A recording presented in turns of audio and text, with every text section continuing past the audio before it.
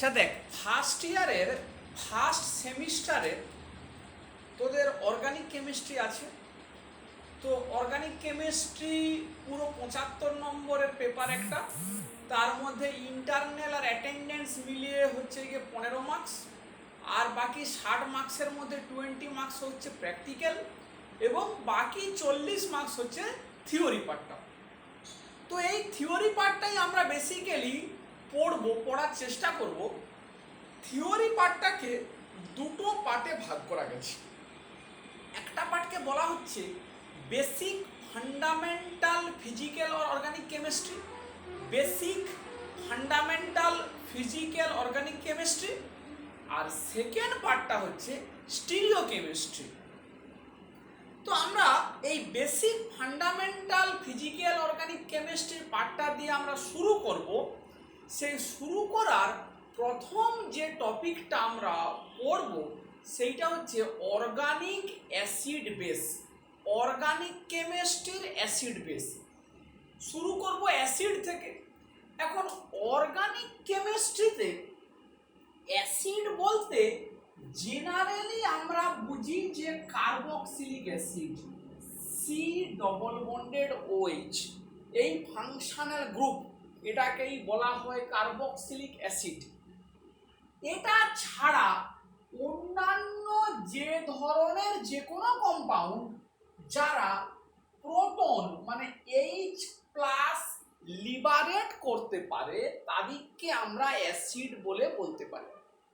এখন পুরো ব্যাপারটা অত্যন্ত রিলেটিভ, মানে এই যে প্রোটন লিবারেশন করা এই ব্যাপারটা অত্যন্ত একটা রিলেটিভ স্টেটমেন্ট। মানে প্রপার কন্ডিশন পেলে যে কোনো কম্পাউন্ড হয়তো প্রোটন লিবারেট করলেও করতে পারে। সেই তর্কে আমরা পরের দিকে আসব, বা তোদের ব্রেন যখন আস্তে আস্তে একটু একটু করে আর একটু ম্যাচিওর হবে তো মানে তখন তোরা নিজেরাই বুঝতে পেরে যাবি। এক্সাম্পলের থ্রু দিয়ে গেলেই পুরো ব্যাপারগুলো আস্তে আস্তে ক্লিয়ার হবে। আমি যদি প্রথমে এইরকম একটা কথা বলি যে নর্মাল একটা অ্যাসিডের স্ট্রাকচারকে লিখছি in form of HA. HA denotes for any acid which can liberate proton. তার মানে এই কম্পাউন্ডটা যদি এরকম করে ডিসোসিয়েশন করে তাহলে H প্লাস এই প্রোটন প্লাস A মাইনাস এরকমই একটা কম্পাউন্ড তৈরি করলো। এই পুরোটা কি বলছি আমরা? ডিসোসিয়েশন। মানে যদি এরকম করে বলি যে CH3 C double bond OH, এটা হচ্ছে অ্যাসিডিক অ্যাসিড, তাহলে এ যদি এই নিয়মে ডিসোসিয়েট করে তাহলে কি দেবে? H প্লাস আর CH3 C double bond O minus. তার মানে এইটা হচ্ছে এই যে A মাইনাস পার্ট হচ্ছে এইটা, এটা হচ্ছে A মাইনাস। তাহলে আমরা জেনারেলি এরকম করে একটা স্টেটমেন্ট মানে লিখতে পারি, একটা মানে ডিসোসিয়েশন, একটা অ্যাসিডের ডিসোসিয়েশন। এখন আমরা শুরু করছি কি দিয়ে? না অ্যাসিডের অ্যাসিডিটি। খুব গোদা বাংলা কথাতে কোনো কম্পাউন্ডের অ্যাসিডিটি বলতে আমরা কি বুঝবো? না সেই কম্পাউন্ডটা কত বেশি H প্লাস প্রোটন লিবারেট করতে পারে। যে কম্পাউন্ড যত বেশি প্রোটন লিবারেট করতে পারবে তার অ্যাসিডিটি তত বেশি। তাহলে দেখ এই একই কথাকে বারবার ধরে আমরা হাতুড়ি মারার মতো করে বলতে থাকবো, ঘুরিয়ে ঘুরিয়ে নানা রকম ভাবে বলার চেষ্টা করব। তাহলে আমরা বলবো এই কম্পাউন্ডটার অ্যাসিডিটি কিসের উপরে ডিপেন্ড করছে? না এ কতটা ডান দিকে, মানে এই ইকুইলিব্রিয়ামটার কতটা ডান দিকে যেতে পারছে। যত বেশি ডান দিকে ইকুইলিব্রিয়ামটা যাবে তত H প্লাস বা প্রোটনের কনসেন্ট্রেশন বাড়বে এবং আমরা বলবো তাহলে ওই কম্পাউন্ডের অ্যাসিডিটি বেশি। এখন এটাকে কি বলা হবে, এ মাইনাস। এই কম্পাউন্ডটা যদি অ্যাসিড হয়, সেখান থেকে প্রোটন বেরিয়ে গেলে যে পড়ে থাকে তাকে বলা হয় কনজুগেট বেস। এই অ্যাসিডের conjugate base, conjugate base, conjugate বেসের উপর একটাতে কি আছে, একটা নেগেটিভ চার্জ আছে। এখন প্রশ্ন হচ্ছে যে এই নেগেটিভ চার্জটা কতটা স্টেবল, সেই প্রশ্নটা করতে হবে। স্টেবল এই কথাটা, এই যে স্টেবল কথাটা অর্গানিক কেমিস্ট্রিতে প্রতি পদে পদে লাগবে। স্টেবল কথাটাকে বুঝে ফেলতে হবে। তার মানে কি, কোনো চার্জ যদি কোনো জায়গাতে লোকালাইজড থাকে, মানে কোনো জায়গাতে যদি বেশি করে আটকে থাকে, তবে সে আনস্টেবল। কোনো চার্জ যদি মলিকুলের মধ্যে ছড়িয়ে যেতে পারে, তবে সেই চার্জটা হবে গিয়ে স্টেবল। বা ঘুরিয়ে আরো একটা কথা বলতে পারি, চার্জ যদি, চার্জের ডেনসিটি যদি বাড়ে, মানে ছোট জায়গার উপরে যদি বেশি চার্জ থাকে, তাহলে চার্জ ডেনসিটি বেশি, তখন তাকে বলবো আনস্টেবল কন্ডিশন। আর চার্জ ডেনসিটি যদি কম হয়, তখন বলবো সেটাকে স্টেবল কন্ডিশন। তাহলে চার্জ ডেনসিটি কথাটা, চার্জ ডেনসিটি বাড়াবে কে, সে নেগেটিভ চার্জ ডেনসিটিও হতে পারে, আবার পজিটিভ চার্জ ডেনসিটিও হতে পারে। তাহলে কোনো জায়গায় জায়গাটা ফিক্সড, মানে আয়তনটা ফিক্সড, কিন্তু চার্জ যদি বাড়ে তাহলে চার্জ ডেনসিটি বাড়বে। আবার উল্টোটা ভাব, কোনো একটা জায়গাতে চার্জটা কনস্ট্যান্ট, কিন্তু আয়তন যদি বাড়ে তাহলে চার্জ ডেনসিটি কমবে। তাহলে এই প্রিলিমিনারি বক্তব্যের উপরে বেস করে আমরা যদি এটাকে এরকম করে বলি যে দেখ, কনজুগেট বেসের উপরে একটা নেগেটিভ চার্জ আছে, এই নেগেটিভ চার্জটা কত ভালো স্টেবল হবে তার উপরে অনেক কিছু ফ্যাক্টর ডিপেন্ড করছে, মানে অনেক কিছু ফেনোমেনন ডিপেন্ড করছে। কি সেটা না, যদি এই চার্জটা আনস্টেবল হয়, এই চার্জটা যদি আনস্টেবল হয়, তাহলে ও কি চাইবে, আবার H প্লাস বা প্রোটনটাকে ক্যাপচার করে নিয়ে ও আবার এদিকে আসতে চাইবে। কথাটা ভালো করে মাথার মধ্যে ঢুকিয়ে নি। এ মাইনাস মানে কনজুগেট বেস যত বেশি আনস্টেবল হবে, তত সে কি চাইবে, যে প্রোটনটাকে অ্যাকসেপ্ট করে নিয়ে, মানে আবার প্রোটনের সাথে কোলাবোরেট করতে চাইবে, প্রোটনটাকে আবার টেনে নিতে চাইবে, মানে টেনে নিয়ে আবার পেছন দিকে আসতে চাইবে, মানে ইকুইলিব্রিয়ামটা আবার ব্যাক সাইডে আসবে। যদি উল্টোটা ঘটে, মানে যদি এই মাইনাস চার্জটা হাইলি স্টেবল হয়, তাহলে ও পেছনের দিকে আসতে চাইবে না। তাহলে প্রশ্ন হচ্ছে, কনজুগেট বেস যদি আনস্টেবল হয়, তাহলে ও এই প্রোটনটাকে নিয়ে আবার পেছনের দিকে আসতে চাইবে। ফলে আমরা বলতে পারি H প্লাস বা প্রোটনের কনসেন্ট্রেশন কমে যাবে। যদি উল্টোটা হয়, যদি কনজুগেট বেসটা স্টেবল হয়, তাহলে ও পেছনের দিকে আসতে চাইবে না, ফলে প্রোটনের কনসেন্ট্রেশনটা বেশি থাকবে। তাহলে আমাকে যদি কেউ প্রশ্ন করে যে একটা সিঙ্গেল প্যারামিটার, মানে একটা কোনো পার্টিকুলার প্যারামিটারের উপরে বেস করে আমরা কিভাবে কোনো কম্পাউন্ডের অ্যাসিডিটিকে ডিফাইন করতে পারি, আমরা অনেক প্যারামিটার আছে, সব থেকে যেটা মেন ইম্পর্টেন্ট প্যারামিটার সেইটা হলো এইটা, যে স্টেবিলিটি অফ কনজুগেট বেস।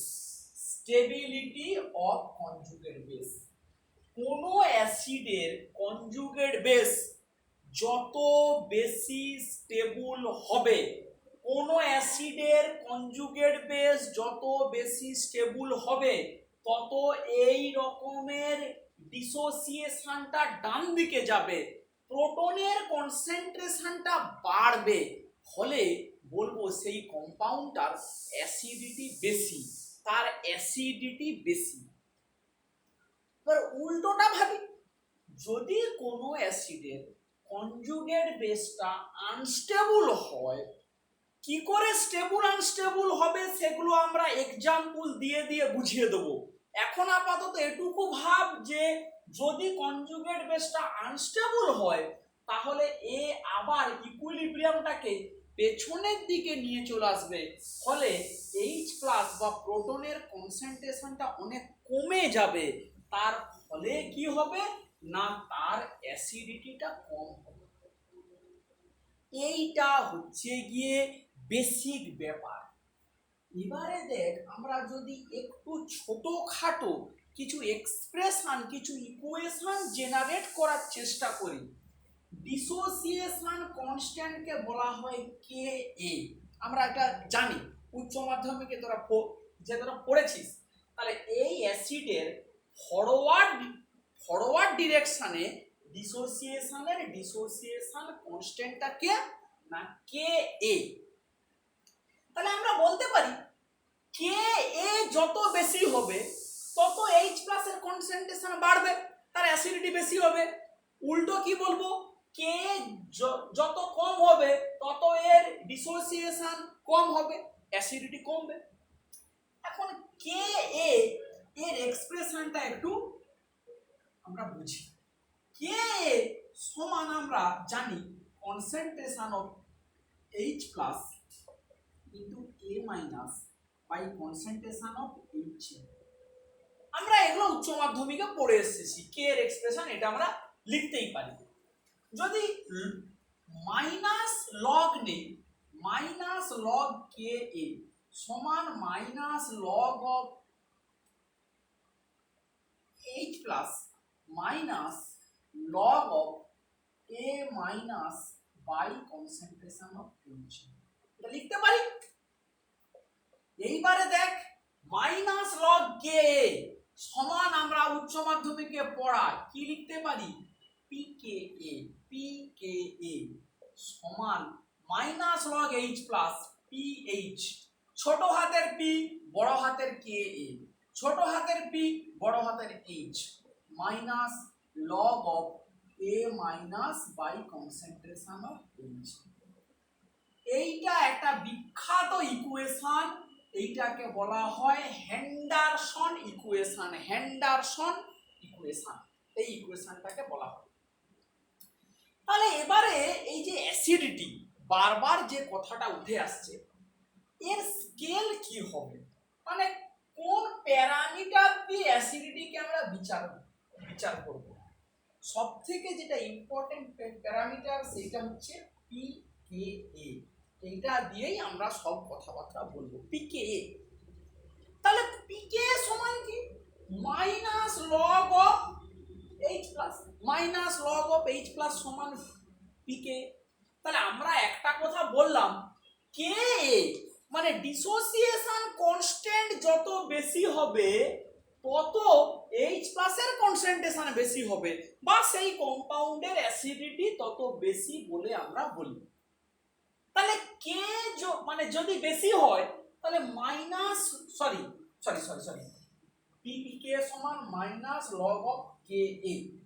তাহলে কে যত বেশি হবে মাইনাস লগ কে এর ভ্যালু কি হবে তত কম হবে, তার মানে পিকে তত কম হবে।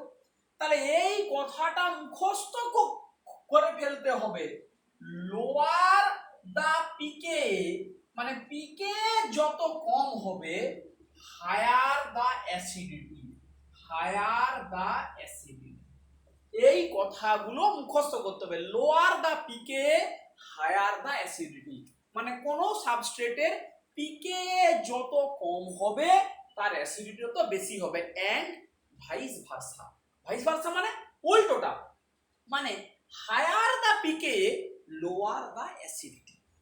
এটা হচ্ছে আমার অ্যাসিডিটির স্কেল পিকেএ।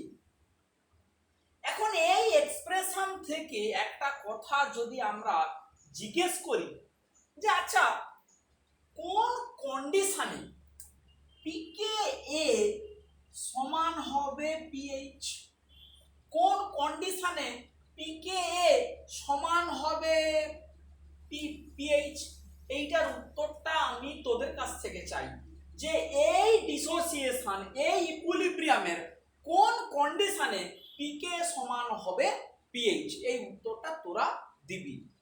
বেশ, তাহলে আমরা এইখান থেকে প্রিলিমিনারি ইন্ট্রোডাকশনের একটা অ্যাসিডিটিকে কিভাবে ডিফাইন করা হবে, কিভাবে কোনো কম্পাউন্ডের অ্যাসিডিটি তার কনজুগেট বেসের স্টেবিলিটির উপরে ডিপেন্ড করবে এটসেট্রা, সেইটা আমরা মোটামুটি জানলাম করলাম। এইবারে আমরা দেখ রিয়েল এক্সাম্পলের মধ্যে আমরা ঢুকবো, এক্সাম্পলগুলো সলভ করব, সলভ করতে করতে আমরা জ্ঞান অর্জন করব যে তার মানে কিভাবে অ্যাকচুয়ালি অ্যাসিডিটিকে কম্পেয়ার করা হয়।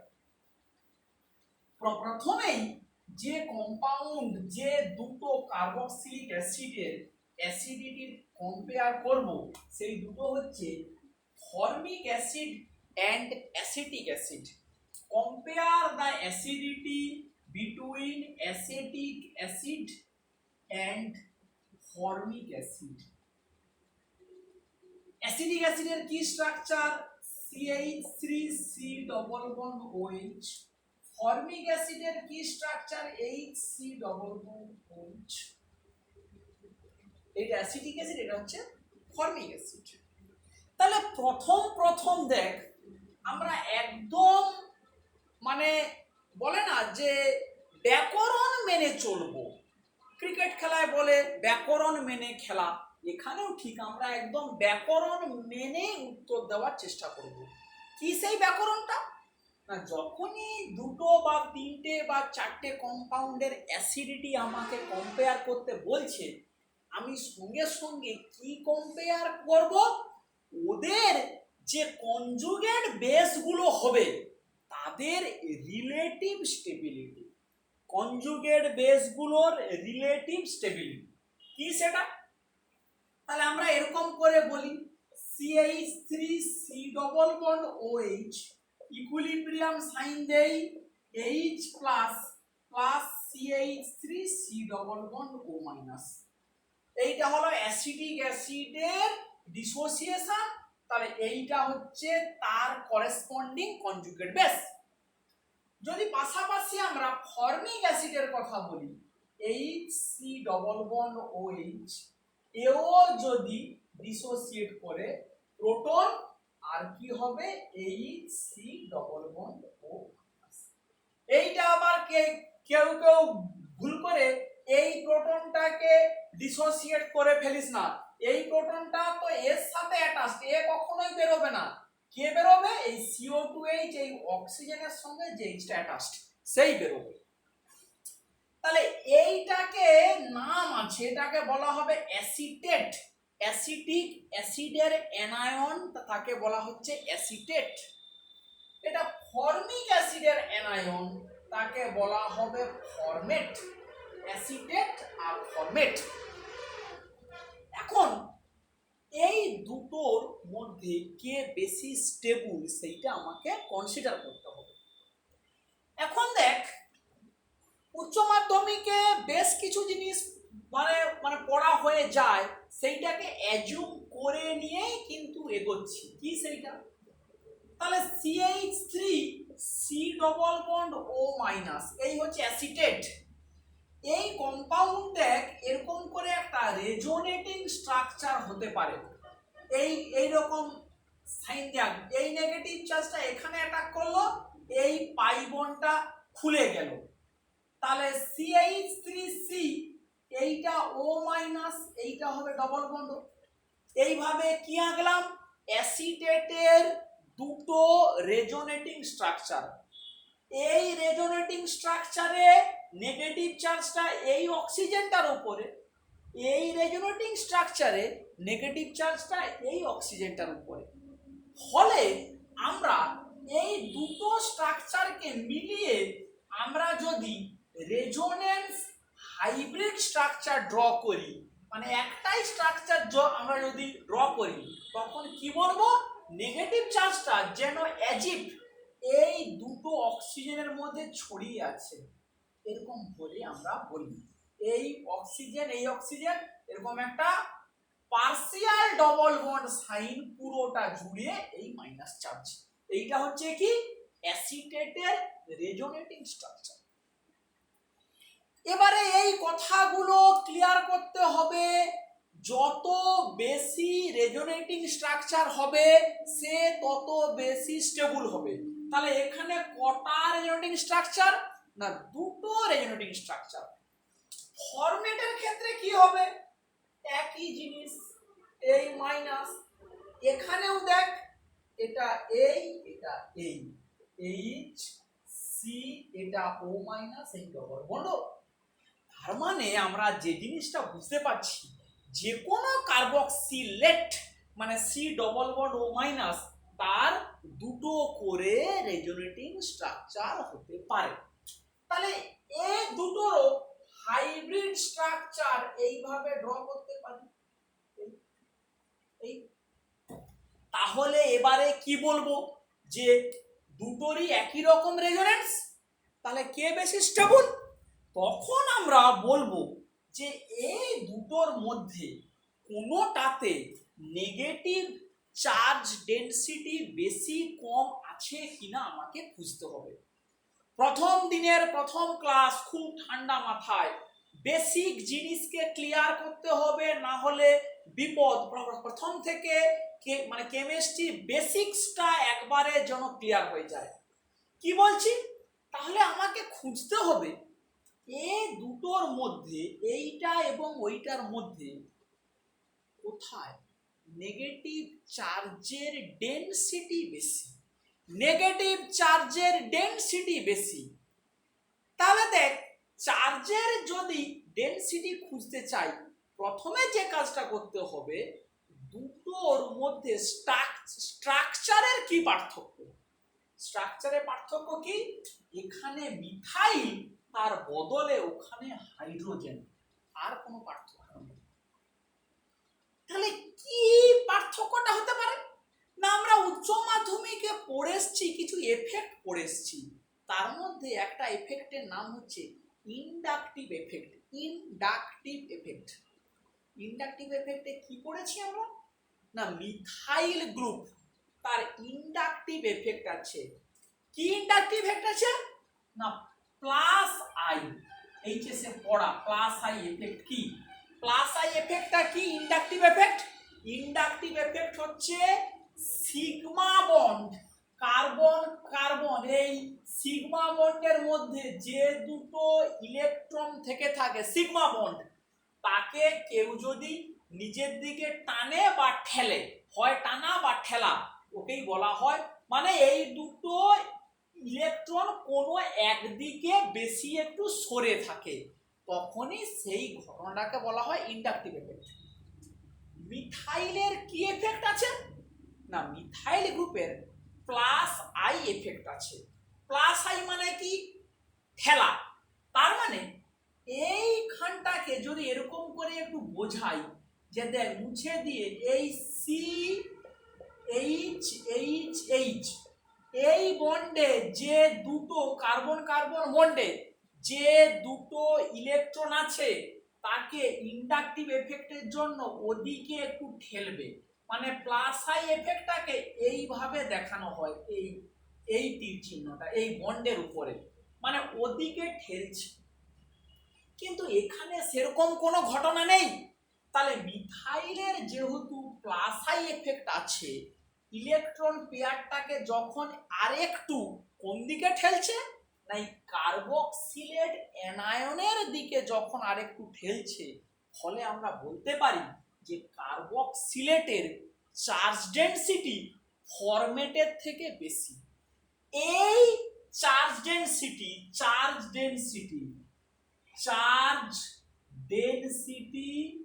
হায়ার মানে বেশি, এই টার্মগুলো বুঝতে হবে। চার্জ ডেনসিটি হায়ার কেন, due to plus I effect of the methyl group. মিথাইলের প্লাস আই এফেক্টের জন্য ইলেকট্রন পেয়ারটা ওইদিকে ঠেলা হচ্ছে, এই এই রিজিয়ান, এই অঞ্চলে ইলেকট্রনের ডেনসিটি বাড়ছে। ইলেকট্রনের ডেনসিটি বাড়া মানে ইলেকট্রন নেগেটিভলি চার্জড, ফলে এখানে নেগেটিভ চার্জ ডেনসিটি বাড়ছে। এখানে তুলনায় সবই কম্পারেটিভ ওয়েতে।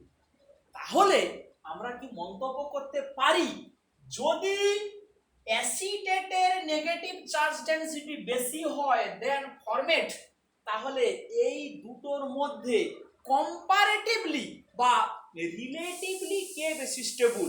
না, ফরমেট বেশি স্টেবল দেন অ্যাসিটেট। অ্যাসিটেট ফরমেটের তুলনায় লেস স্টেবল। তার মানে এ দুটোর মধ্যে অ্যাসিটিক অ্যাসিডের কনজুগেট বেস যখন লেস স্টেবল হচ্ছে, তার মানে এই দুটো ইকুইলিব্রিয়ামের যদি আমরা বলি কে বেশি ওদিকে থাকবে, না ফর্মিক অ্যাসিডের বেশি ওদিকে থাকবে দেন অ্যাসিটিক অ্যাসিড, কারণ এর কনজুগেট বেসটা এর কনজুগেট বেসের তুলনায় আনস্টেবল। ফলে এইখানে প্রোটনের কনসেন্ট্রেশনের তুলনায় এই জায়গাটাতে প্রোটনের কনসেন্ট্রেশন একটু বেশি, ফলে formic acid is more acidic than acetic acid. এই কথাটা বলা যাবে এবারে, formic acid is more acidic than acetic acid.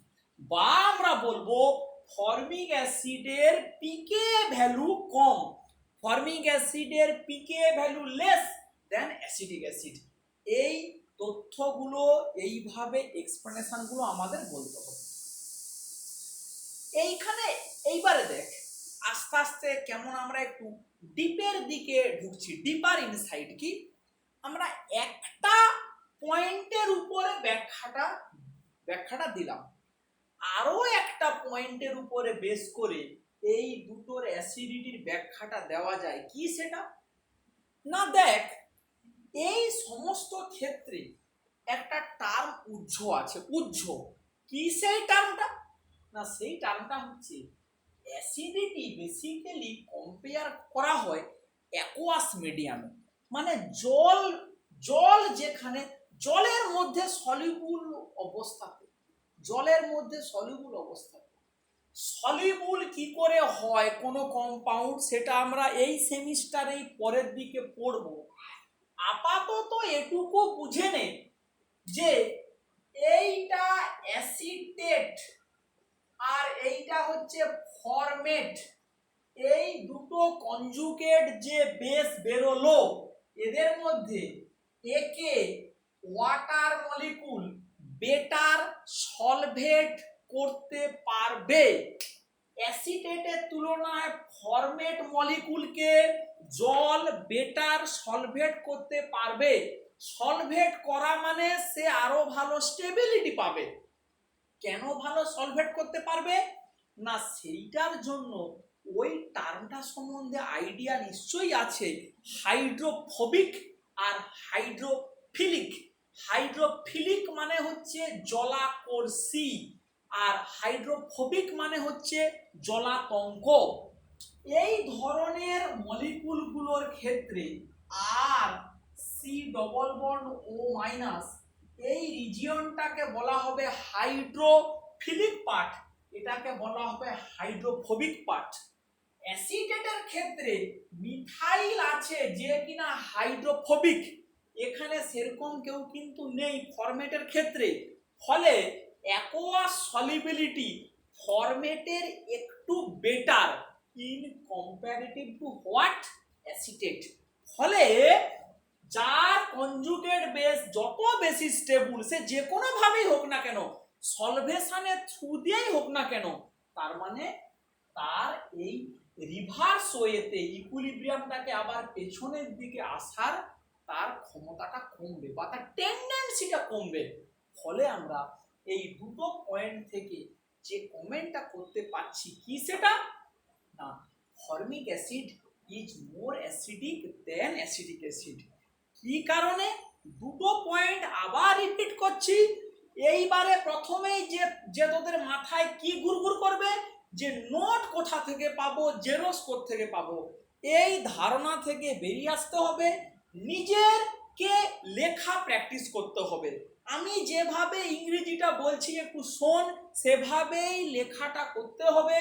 এইভাবেই বলবি যে if we want to compare the acidity between acetic acid and formic acid, we have to compare the relative stability of their corresponding conjugate base. We have to compare relative stability of their corresponding conjugate base. বলে ছবিগুলো আঁকবি।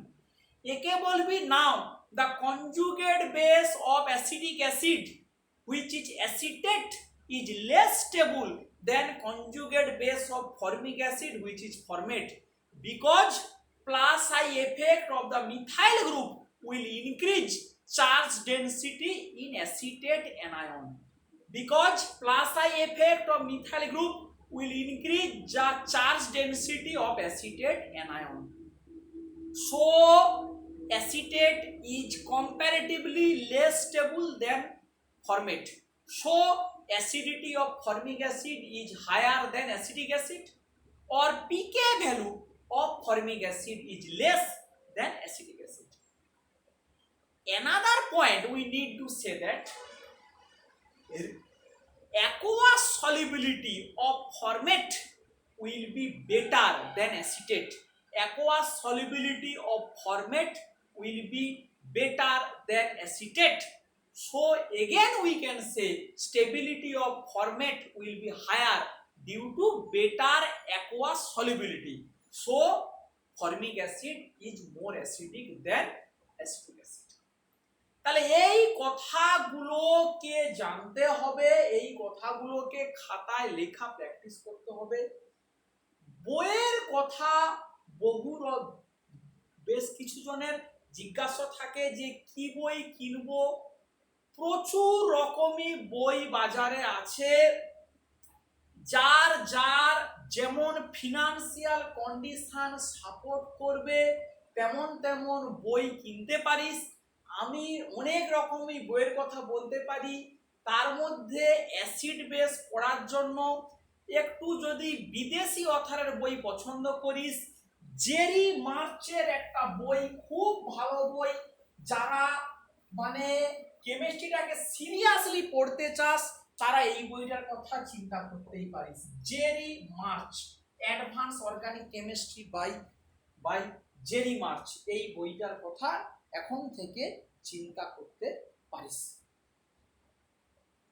ঠিক আছে, তাহলে এই ক্লাসটাকে আমরা এই পর্যন্তই রাখলাম।